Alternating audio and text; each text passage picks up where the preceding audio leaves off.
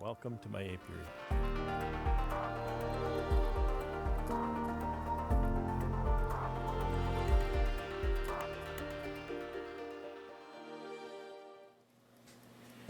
So I've cut up all of my covers, all of my plywood into covers that I need to, and I've got all of these offcuts. And what this is this is 16 5/8 across, which is the size of a cover, but it's not long enough. The grain direction is the way I like, and partly I don't get as many covers out of a sheet, partly because I like my grain direction to go that way. If I get 8 covers out of a sheet of plywood, if I cut it the other way so that the grain direction went across the cover, I would get 10. But I can still get 10. Actually, I think I can, statistically speaking, get more than 10 out of a sheet by doing what I'm going to do now. So what I'm going to do is I'm going to shiplap these together. You may have seen me shiplap plywood together in previous videos. So what I do is my fence, I set my fence to be 1 inch from this side of the blade. Now this measurement is quite arbitrary, but I need to be consistent with it. So I just choose 1 inch. I feel it makes a good job at 1 inch, and it's easy to remember, it's easy to repeat, and it's easy to set up. Now this is 3/4 inch plywood. Okay, it has 6 laminations, 1/8 each, of course. So 6/8 is 3/4, as you know. Look at this little ruler I've got. I love this ruler. I don't know if you can see, but right on the end there, it has a small scale so that I can measure from this side up. I use that for measuring the height of my table saw blade. I just have to get down, to scoot my bifocal up so I can see it. And I'm gonna set that at 3/8 as bang on as I can. Right there. Every year I get older, that gets harder to do. I'm going to run this through and then check the depth on that. Now, I've shown you in previous videos a couple of ways to do this. The other way is to set the dado blade in the saw, set it to 3/8 and the same fence setting, and then that all comes off in one pass. That's fine. I find it just as easy one way or the other.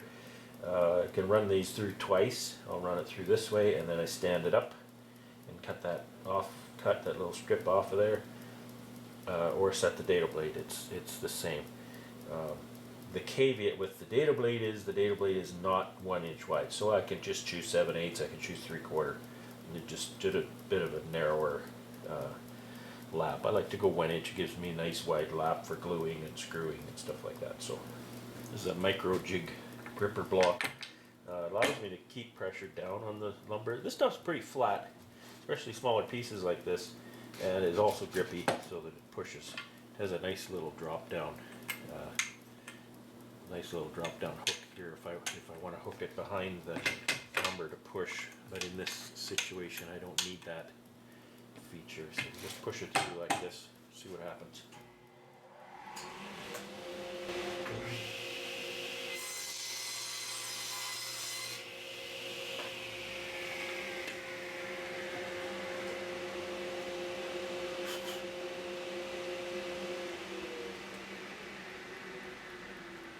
Okay, so if you can see that, you can see that I did back that blade off, and I haven't quite cut through that third lamination there, which is okay,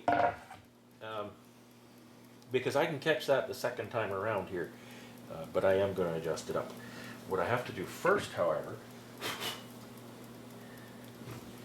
is I need to take this out and remove this riving knife, because the riving knife, this blade has been sharpened a couple times, and the riving knife sits slightly proud of that blade, and when I'm cutting, when the material gets to that, it rides up.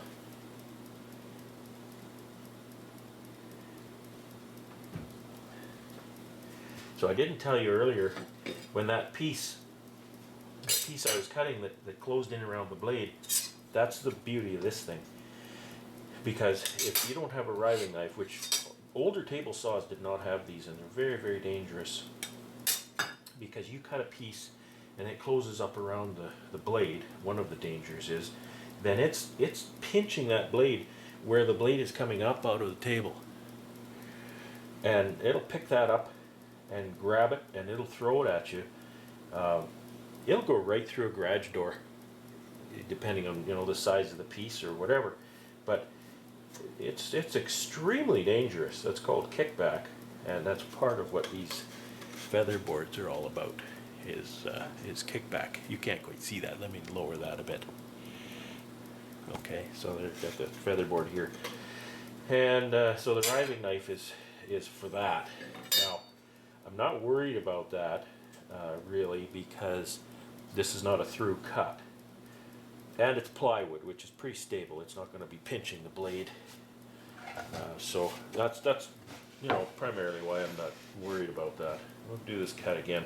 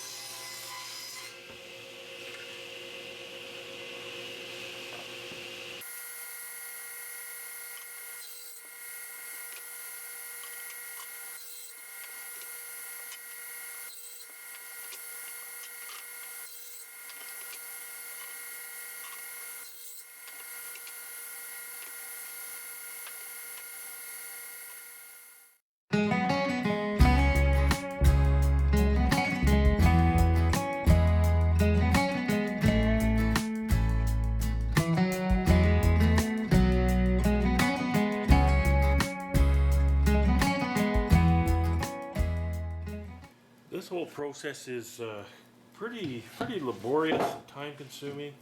One of the worst parts is once I glue these, I need to clamp them. First of all, I can't clamp something in the middle there. I don't have clamps that are that deep. So I screw them together. I don't lose the screws, I take them out later. But you still need to have a bunch of screws. And then they're laying everywhere in the shop for a day while the glue dries. And then I can come and cut them to, you know, whatever they are, 20, I think they're 20 and a quarter or something like that. So now, for my next trick, I'll get my little ruler to point here.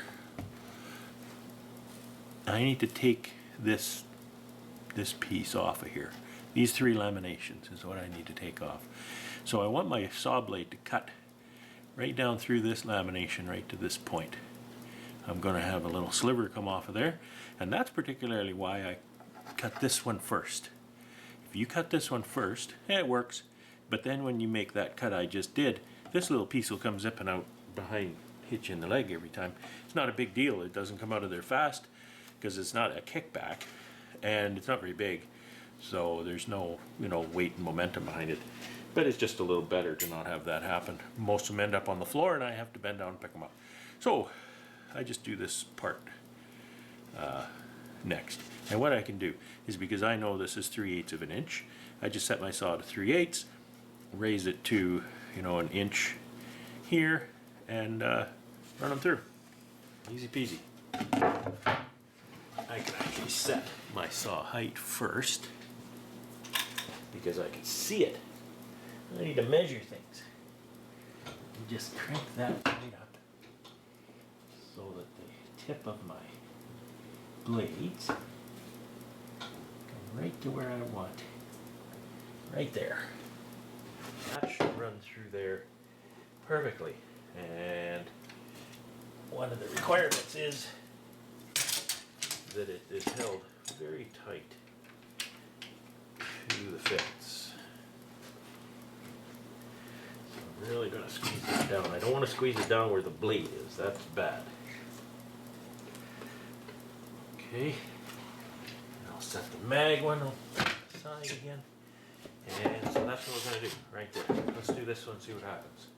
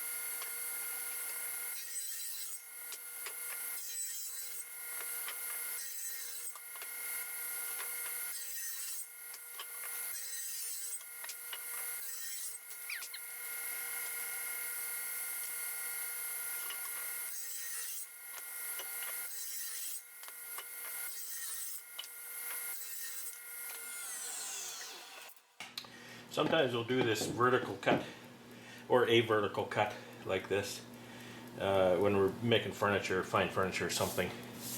And what you do then is you construct yourself an auxiliary fence that's much taller, and then I can actually set these up so that they're taller as well, just to get a little better stability, because honestly that's pretty easy to get that wrong. I'm not building fine furniture. This lumber is rough anyway, so it's certainly accurate enough for what I'm doing here. And it's going to be overall, you know, about this long. It's 24 inches now, so I'm going to have 4 inches there. I've done this so many times with covers. I think mostly just with covers, and it works perfectly. You have the addition of the 1/2 inch shim on each side, but there's no way you need any kind of bolstering of that system, because once you glue that 1 inch lap joint here with Tight Bond 3, it's not going to come apart, guaranteed. You know, you look at that and it's not the best, but what I'm doing here is I buy enough lumber to make one-piece covers for the customer, and then I use up all these offcuts to make covers for me. Let's do this. one of them, a little bit of glue on the shoulder, and the other one, a little bit of glue on the shoulder, and a little bit of glue on the face.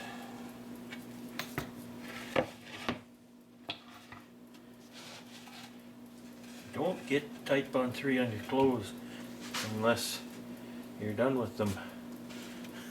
It dries like snot after. It looks like snot after it's dry. This is a number 10 by 1 inch screw. A 3/4 screw would work too. Now put them in at an angle like this because it tends to pull the two pieces together nicely. So you can see here a little bit of squeeze out. There's a squeeze out here on the end, and that's perfect. That means the glue joint's full. Now I have a good adherence between those two parts. You gotta manage squeeze out. This stuff isn't free. You don't want to waste glue. But that little indication is what you want. I'm going to just wipe that. Try and wipe it off the workbench too. So what I didn't do here, well, these two pieces aren't exactly, I didn't line it up well here. So I'm going to have to deal with that when I trim it. And yes, I did cut these slightly oversized, so I do have the luxury of trimming them. And be very careful, because we have screws sticking out this side now. Set this aside and move on to the next one. I'll get 10 of these and then I'll cut them to size and then do the other 10. Can't tell, I'm a bit tired right now. And I have to be a little more careful lining that up at the end. Again, I cut these. These are supposed to be technically 16 5/8 wide.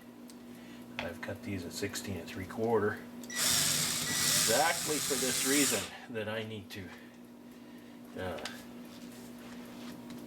stitch these together, and boy, the left hand doesn't do that very well. I need to stitch these together and I might be off a little bit, so I want to be able to trim them. I often will cut things oversized and trim at the end.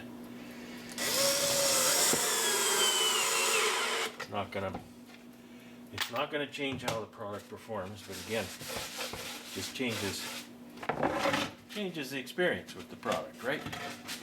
You got a product that's nice and well put together and trimmed really nice and looks good.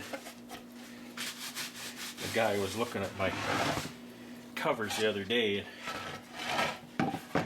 he said you take your router and round over all the corners on these, don't you? And I said, yeah, I do. He just shook his head. He said, that's amazing. It just makes it a little bit nicer product to handle in the bee yard, you know. It just feels really nice. That's all I can say. It doesn't affect, the bees don't care, for sure. My bees don't even like me. But anyway, it takes a lot of screws to do this, but you get the screws back, so. Now, word to the wise, don't screw this to your workbench, and that can happen. Don't ask me how I know that can happen. I'm here to learn these things the hard way so you don't have to.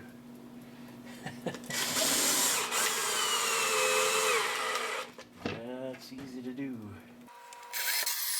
So one reason I want a nice overlap is because then it gives me space to do this, screwing this together. I'll try to show you that joint. So, you see that joint there now? That looks pretty nice, eh? That glue dries, that'll be stronger than new, because I think that's probably better glue than what the factory uses. Having said that, this is exterior grade plywood, so it does have a waterproof bond. But Type Bond 3 is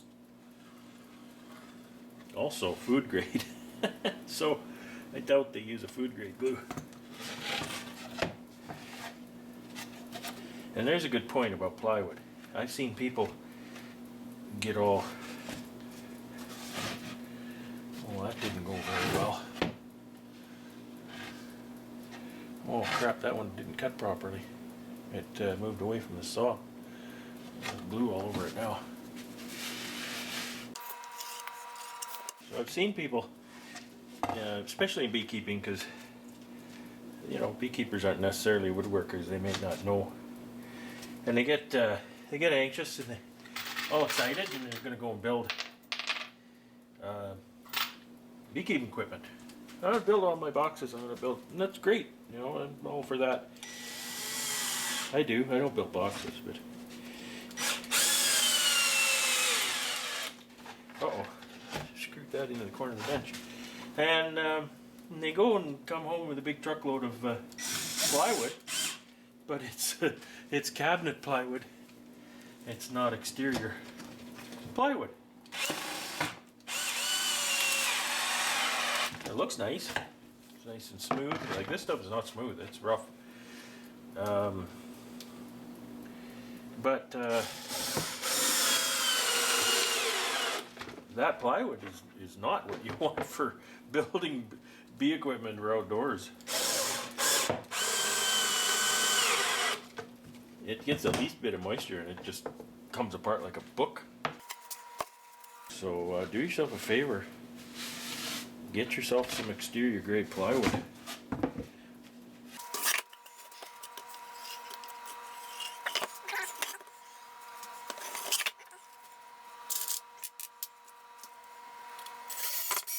I don't always bother to dial in the lap like that, but I kind of lucked out getting it the second shot. Because that lap is, boy, it's just about as perfect as you could get. It's really nice. I wanted to get it nice because I've got a lot of these to do, so all about making it nice, you know. Doesn't take that long. Not that much bother to up your game a little bit. You never get it perfect because this plywood, again, it's an exterior sheathing plywood, and it's not super duper precision stuff. It varies in thickness.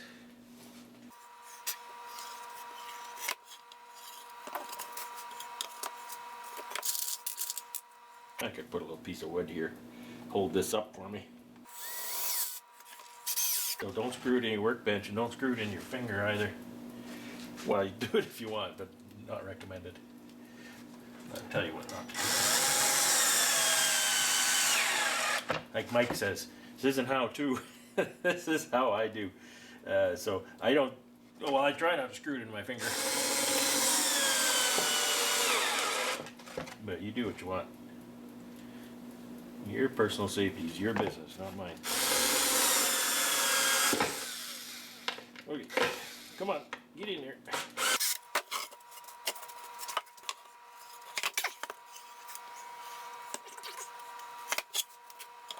I already choose a good side because they kind of put together randomly, and you get one really nice side and one side that's kind of crappy. Oh, can't have everything, right? I mean, where would you put it? See, we only got 3/8 of an inch to screw into. I use a large diameter screw. Doesn't give you much pull. It's pretty thin. I could use 12 or 14. This is a number 10 screw. I could use a 12 or 14. It's just what I put my hands on. That works. I'm gonna wipe that Type Bond. Sometimes, you know, it'll dry there and then you have to use your chisel or worse.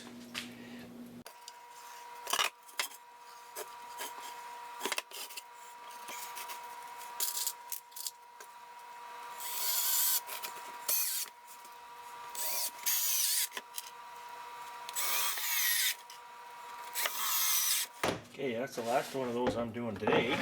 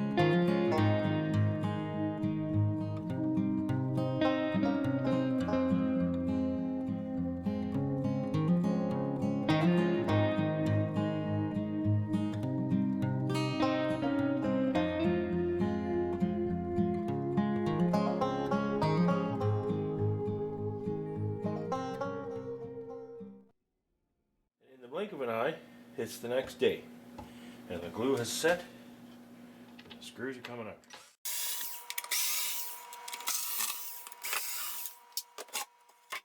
Good sheet there, it's nice and strong, well bonded.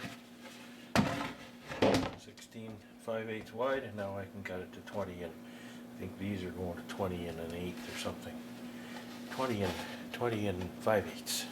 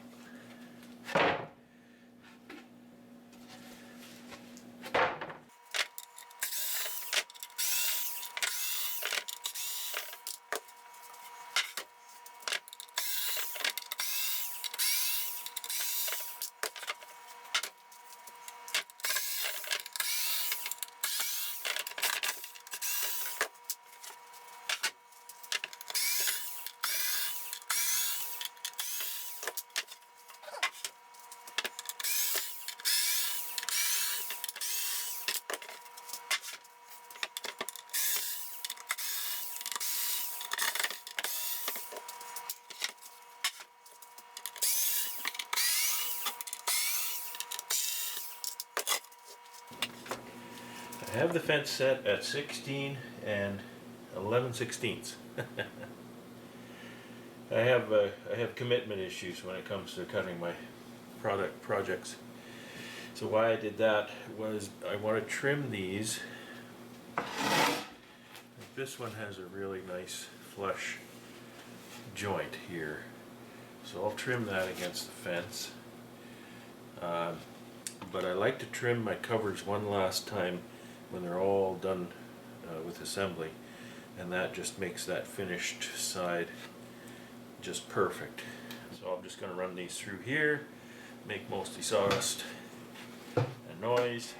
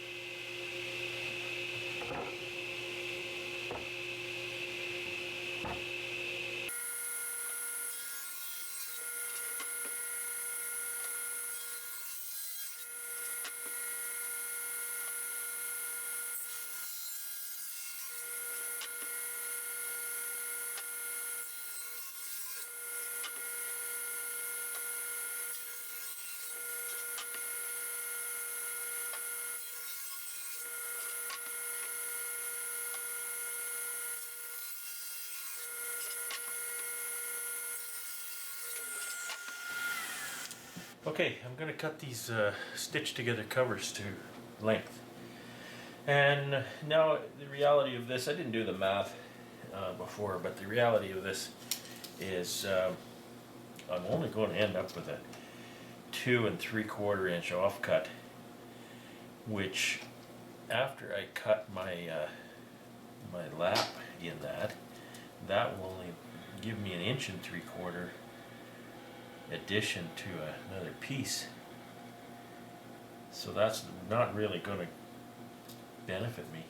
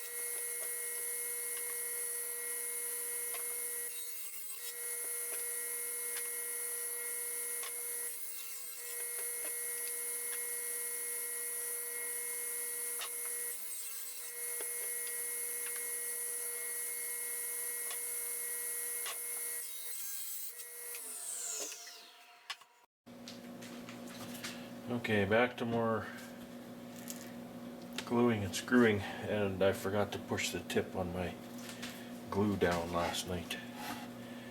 Oh, it's still coming out of there.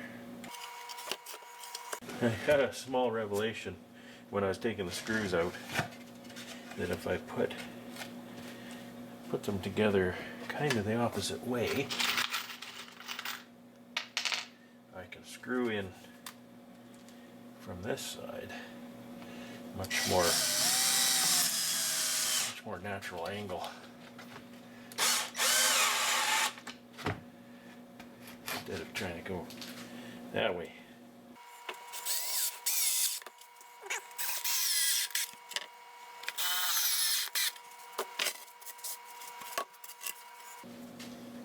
If you're still using Phillips head screws, you need to learn about Robertson head screws.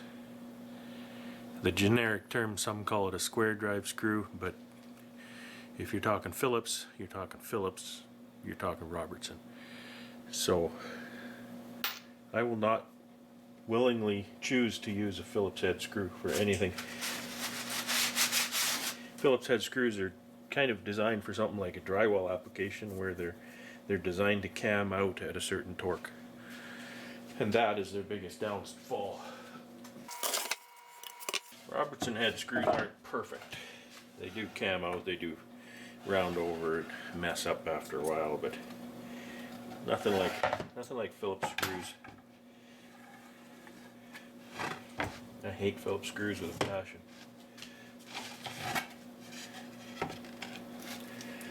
But that's largely because I know about Robertson screws.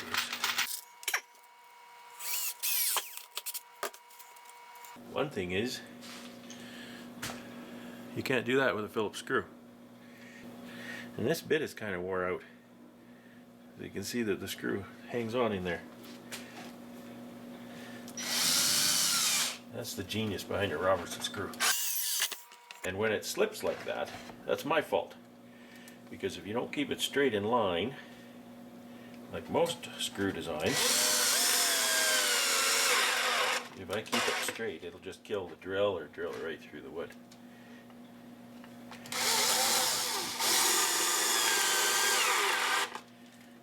But when your bit is camming out on a Robertson screw, that's because it's not straight. Your bit is not straight with the screw. See?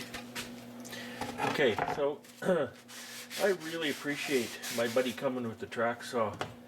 You know, when he said it was more accurate than a table saw, I don't really believe that. Maybe his table saw, I don't know what he's using. But this saw stop cabinet saw, it's extremely accurate. Here's an example. You can see this joint. This is nice and flush. It's almost perfect. Probably a 30-second out.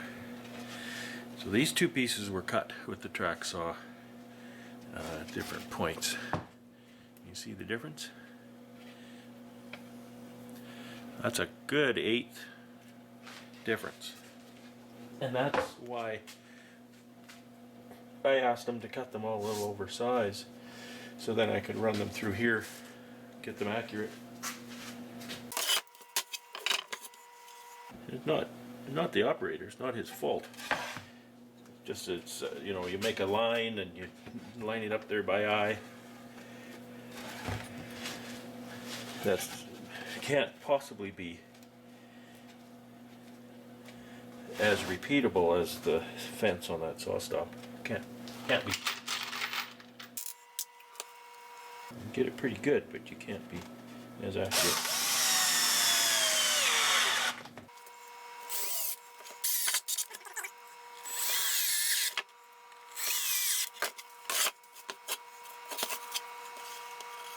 I'm always checking each side because the last batch I didn't check at all. I noticed I got quite a few that were mismatched. And this one was really nice on this side, and this one was really terrible.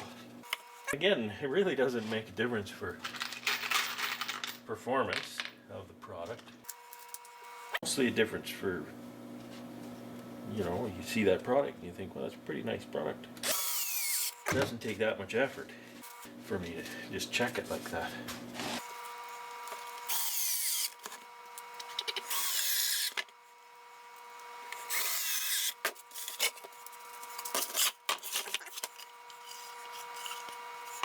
Sometimes I think doing a really nice job is even more important when you're doing something like this, stitching these together, you know, something that's kind of inherently nasty. You want to really do the best you can. If somebody looks at that and they think, well, yeah, it looks like crap, and I know why. Tried to stitch together 2 pieces of plywood. This I don't like because they're very different colors, but again, not really going to change anything. Just draws your eye to the fact that it's 2 pieces of plywood. 2-3 years down the road, this will be gray, and you won't notice. Got to drill a hole in here somewhere. 2-inch feed plug. This is the last pair. Hope they match up for not exactly, but they're not too bad, because I have no alternatives with the last 2. Okay, you saw me close the glue bottle this time. Could put a 3/4 inch staple in this, or a nail. Problem is, a staple and a nail, you think, well, it's 3/4 inch. It's not going to go through the other side because 3/4 inch material. But it will, because often the head will bury into the material a little bit. Think, well, okay, use a 5/8 nail or 5/8 staple or something. Yeah, you could do that. I'm going to be drilling a hole. I'm going to be cutting this a few times. Cutting it, all my cuts are going to be along the edge, so that's okay, except for this one. No reason to put nails here. But I would want to make sure I don't put nails in this vicinity, in the center, that I'm going to drill through. Just bought about a $40 drill bit for those holes. The old drill bit I had was getting pretty raggedy, so I bought a really nice Lee Valley drill bit to make that job a little nicer.